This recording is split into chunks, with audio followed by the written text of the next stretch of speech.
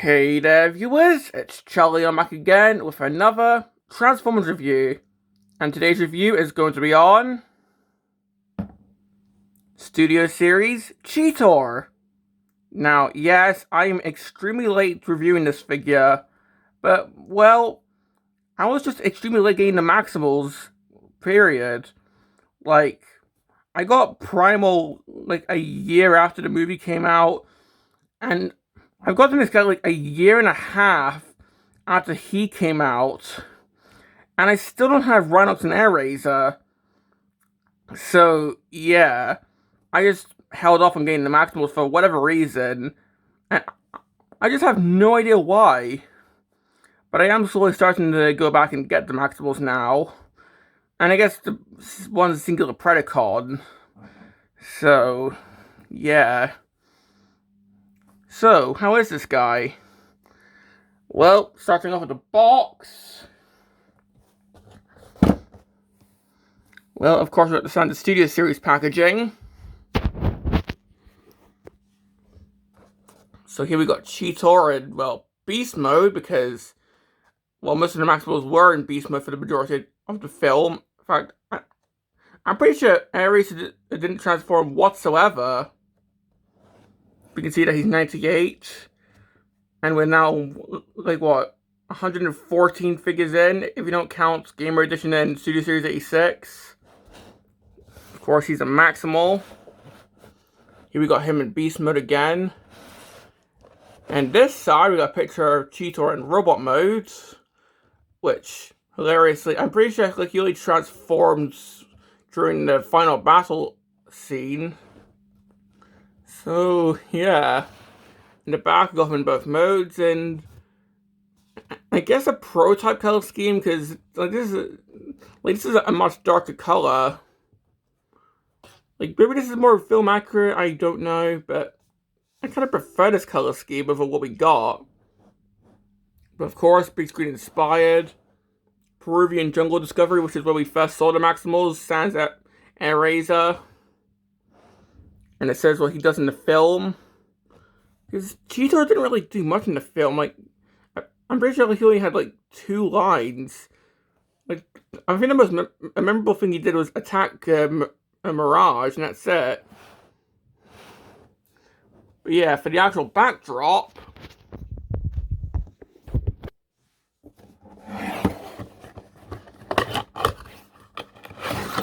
I'll get the fake one first, but for the actual backdrop, of course, it's the actual jungle where we first saw the Maximals, and Mirage was all, "Hey, Donkey Kong!" when talking to Primal, which, still love that scene. But yeah, we can just sort of plump him here. Yeah, this backdrop was more designed for the robot mode, which is kind of ironic, because this guy didn't transform until the climax of the film. So,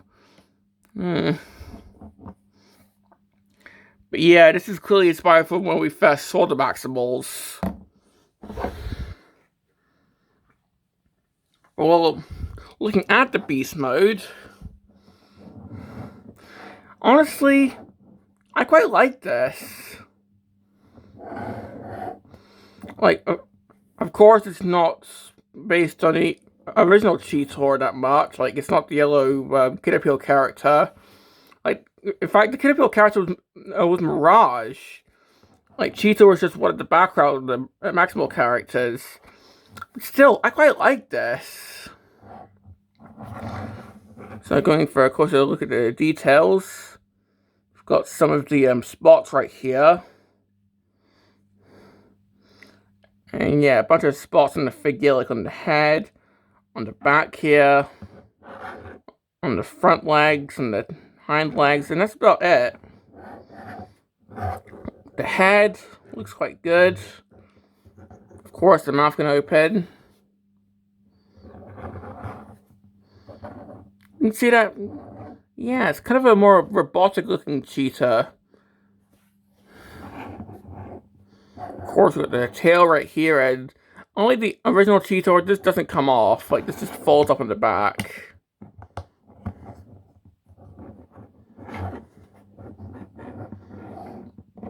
Underneath, just have the robot chest. In fact, we actually have a visible hand syndrome right here with how he transforms, because, yeah, the front paws actually form the hands.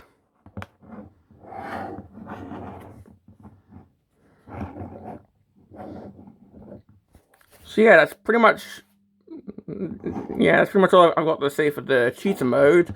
Overall, it's quite cool looking. Like, if you want to replicate the scene where this guy and B are together, then, well, go ahead. And for accessories, well, this guy's only got 2. And it's these 2 halves of a spear. And you can see these 2 ports right here. These just plug on like so. There we go. And there we go. I can actually get this on. There we go. So that's pretty much it for the weapon storage. Why a Cheetor would have this on the back, I've got no idea, but, well, there you go. And seeing how this is a beast, well, we got some articulation to talk about. For the head, can kind of look up and down, and not that much, but the mouth can open, so we can drop his jaw. Shoulders don't really move, but the legs can move. These can swivel, they can move forward. And the paws can move, or the claws. And yeah, the paws can go side to side. For the back legs, these can move a little bit. The knees here can move. And the foot can move. And of course a little bit of angle, because it's the robot mode leg. So, yeah. Probably get him into some running poses, but, well, good luck trying to pose him like that. We're good luck trying to balance him. But yeah, that's pretty much all I've got to say about the Cheetor mode. Overall, I do quite like it, because, like, he was mostly seen in this mode in the film, but seeing how I'm mostly a robot modes oriented display collector, those are words. Seeing how I mostly display my figures in robot mode, let's actually get this guy transformed. So we're just going to take the weapons off. And the transformation for this guy is sort of different from the other Cheetors. Like, normally you would expect the head to form the chest. Not so much with this guy. Like, the mainline toy, yeah, but not so much with this guy. So I'm just going to start by straightening out the legs, moving what's going to be the robot mode foot down. So we're just going to straighten all that.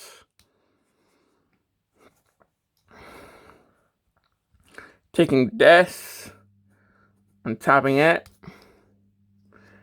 And it moves down and fills out the bottom bit of the leg. And just spin this around. Then we can just stand him up. Like so. Can pretty much just let this butt flap up now. Now we can untap the shoulders from the Cheetor head. Move the shoulders down. Just rotate the biceps like so. Take this little hinge and just move that. Get the claw down and rotate the hand. Do the same here. Oh, I did that the wrong way. There we go. Then just open up the back, open up the front, get the head out, or the robot head. Pushing this throat section of the beast head, pushing the beast head, then just close all this up. Then just pushing the tail to the back. And here we have Cheetor in robot mode. And yeah, for a Cheetor, that's quite unique. Like, as I said, the Beast Mode head doesn't form the chest. It just full-on hides away. I mean, sure, the mainline Cheetor figure in Rise of the Beast looks more like Beast Wars Cheetor, but I'm gonna go if that was, like, based on concept art, maybe, or, like, I don't know. But yeah, for the... that was my fault, but for the, like, brief moments that we saw this guy in robot mode, this is honestly not too bad looking.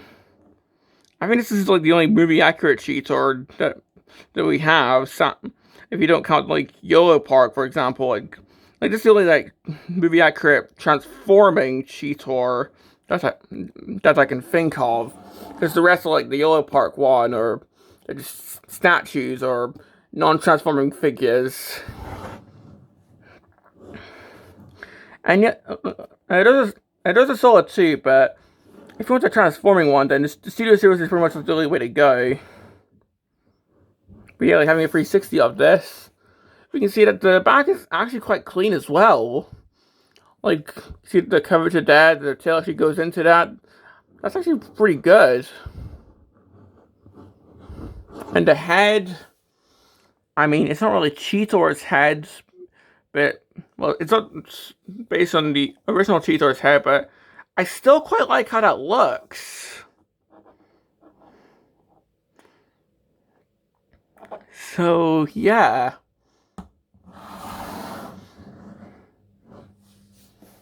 And for the accessories, well, if you want, then you can still have this on the back, like so, if you don't want them using them. But, well, the intended purpose, these are just meant to go into the hand and actually combine. So these can form just a really huge spear, like so. So yeah, we don't have an ass blaster or a freaking gut blaster, but we do have this really huge spear. And did he use this in the film? I'm trying to remember. Maybe this is in concept art, because a lot of Rise of the Beast figures were based on concept art. Like, remember this guy's little neck thing? But still, I quite like how this looks.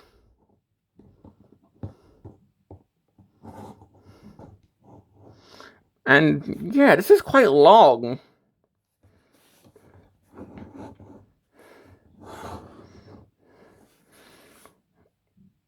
And well, for this guy's articulation,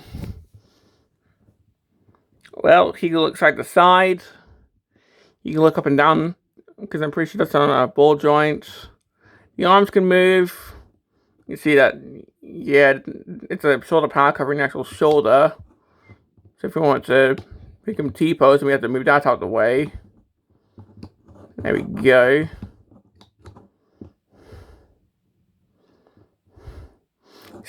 He's got elbows, bicep rotation, hands can swivel.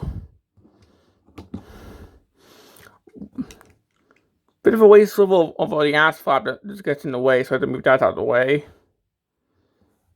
He can kick forward. He can kick back. He can do the splits. Swivel just above the knee there. Feet can move up and down. And a bit of a pivot there. So, yeah. That's pretty much all I've got to say. I know that was quite quick, but yeah, I didn't really have that much to say about this guy. Like, I do quite like him. It's just, he's kind of basic, in my opinion. And maybe that's just because, like, Cheetor didn't really do much in the film. He was just there in the background, and, well, he really transformed into his robot mode at the climax of the film. It's not like with Primal, where, like, he had tons of accessories for other characters, or it's like Air-Razor, where she was the main Maximal in the film. Like, this guy and Rhinox were just there. Honestly, looking back, Rise of the Beast was kind of disappointing Maximal-wise, because, like, the main ones were just Primal and Air-Razor. Rhinox and Cheetor barely did anything. Hell, I don't think Rhinox even spoke in the film. So, yeah. But if we bring out the, backdrop.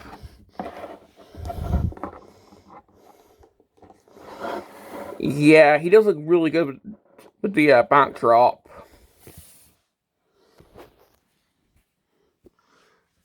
So, do I have any complaints with this figure? I mean, the transformation is quite fun, but honestly, it can be kind of fiddly trying to tap the shoulders into the beast head. Although, yeah, most of my complaints are just nitpicks. Like, I kind of wish that he had the colors that he had on the back of the box. Or maybe if he had, like, more, like, Beast Wars accurate weapons, but, now I'm just really searching for complaints, because honestly, I just think that this is a fine figure. Like, it's not great, it's not bad, it's just good. I just like it. Now, I do really like Primal. Like, I like Primal better than this guy, but I still really like this guy. So, do I recommend this guy if you missed out on him, for example? Honestly, yeah, because, like, the mainline one, I'm pretty sure, is based more on Beast Wars Cheetor.